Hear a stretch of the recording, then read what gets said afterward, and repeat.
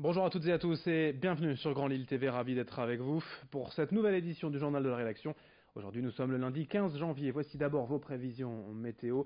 Une très nette dégradation du temps. Dès le milieu de matinée, le vent se renforce au passage d'un front pluvieux actif et des averses sont annoncées dans toute la région, toute la journée jusqu'à ce soir. Le vent également, donc je vous le disais, des rafales à plus de 80 km par heure à prévoir. Bref, une journée pour le moins agitée dans la région, avec des températures toutefois en hausse.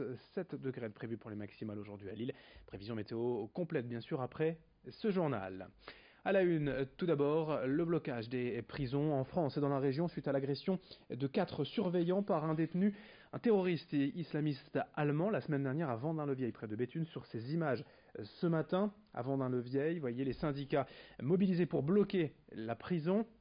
D'autres opérations ont lieu notamment à Arras, Béthune, Maubeuge, Annelin, Valenciennes ou encore Douai depuis ce lundi matin. En conséquence directement de ce blocage et de cette crise au sein de l'administration pénitentiaire, notez que le directeur de la prison de Vendin-le-Vieil, où a eu lieu l'agression la semaine dernière, a demandé à être démis de ses fonctions. Je cite: « Je ne peux plus gérer cet établissement sereinement ».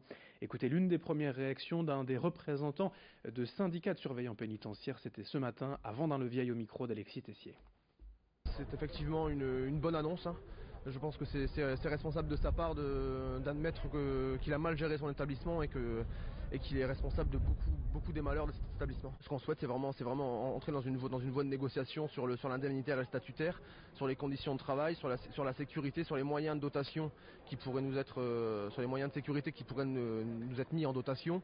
On parle notamment de la question des radicalisés en ce moment sur le plan national, mais je pense qu'il est vraiment important qu'on revoie un peu cette méthode de prise en charge et qu'on en vienne à mettre en place des moyens de défense en détention, type taser, pourquoi pas des chiens de défense aussi, comme on le voit en Allemagne notamment, pour prendre en charge et vraiment éviter et prévenir de la violence que les collègues subissent.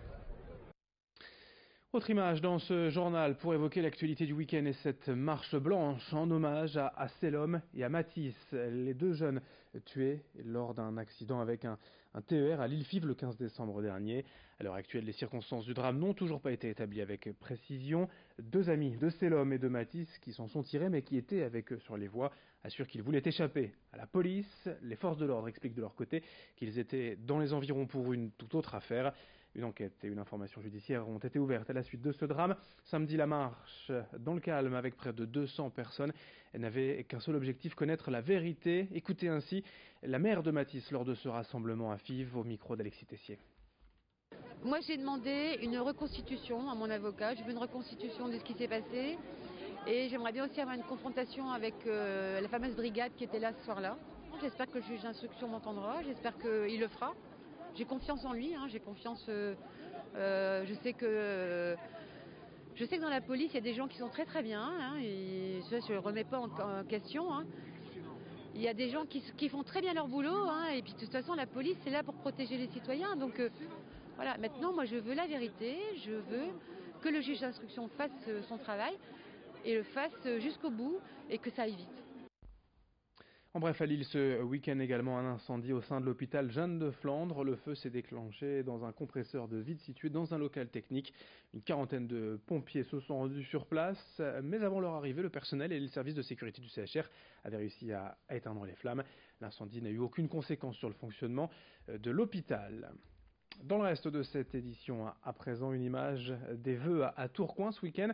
Une cérémonie de plus en plus prisée par la population, bien sûr, il faut dire, pour la 3e année. Et cette cérémonie de vœux a lieu non pas dans les salons d'apparat de l'hôtel de ville, en grande pompe, mais dehors, plus simplement devant la mairie, avec un bon cornet de frites offert à tous. Il y avait d'ailleurs tellement de monde qu'il fallait bien attendre 30 minutes pour être servi, malgré 4 friteries réquisitionnées. Plusieurs centaines de personnes sont venues profiter du repas avec des fanfares pour assurer l'ambiance. L'actuel maire de Tourcoing, Didier Drouard, a prononcé ses vœux à la foule directement, souhaitant à tous une bonne année. L'ancien maire et actuel ministre de l'Action et des Comptes Publics, Gérald Darmanin, était également présent, comme de nombreux élus locaux. On l'écoute, Didier Drouard, quant à ce choix d'une cérémonie plus populaire au micro d'Alexis Tessier. L'objectif, c'est d'échanger d'échanger à la fois, de converser, de discuter entre les uns et les autres, et puis d'apprécier les frites du Nord qui sont toujours les meilleures. Je voyais qu'on va essayer d'avoir la reconnaissance de la baguette au patrimoine, pourquoi pas les frites du Nord. Les animations, c'est une partie musicale avec un éclairage de la façade en tricolore de la mairie. Pourquoi? Parce que l'année 2018, nous allons fêter le centenaire de l'armistice 14-18.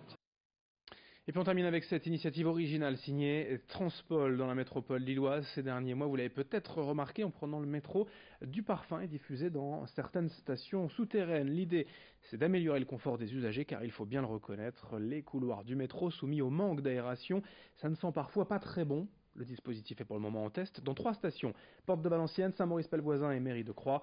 Chacune dispose de son parfum, de son odeur, poire, pamplemousse, fleur d'oranger ou bergamote. Les odeurs sont diffusées grâce à des petits tubes qui traversent les parois des locaux techniques. Aujourd'hui, en réponse, 74% des usagers jugent ces odeurs agréables. L'expérience devrait donc être renouvelée. Explication au micro d'Idil Gunay. Nous sommes motivés par l'envie de satisfaire toujours plus nos clients et de les conforter dans le choix qu'ils le font d'emprunter les transports en commun. À ce titre, nous souhaitons améliorer leurs conditions d'attente au sein des stations de métro. Et nous menons pour ce faire une expérimentation de diffusion dans le parfum, dans la station de métro Saint-Maurice-Pelvoisin depuis le 6 avril 2017. Il s'avère que dans cette première station, nous avons mené une enquête qui a prouvé que les clients étaient 74% à juger l'odeur de la station agréable depuis la mise en service des diffuseurs. Un peu de sport aussi pour terminer avec quelques résultats du week-end. D'abord en football, en Ligue 1, la précieuse victoire du LOSC à Caen. 1-0 samedi soir, Lille remonte à la 15e place du classement en Ligue 1. Belle victoire également pour le TLM Tourcoing en volleyball en Liga. Les volleyeurs tourquenois ne finissent plus de nous surprendre.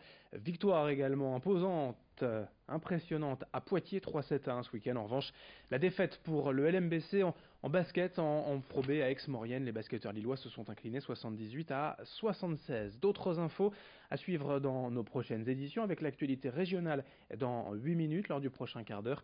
À suivre dans 30 secondes vos prévisions météo. Très belle journée à toutes et à tous ensemble sur Grand Lille TV.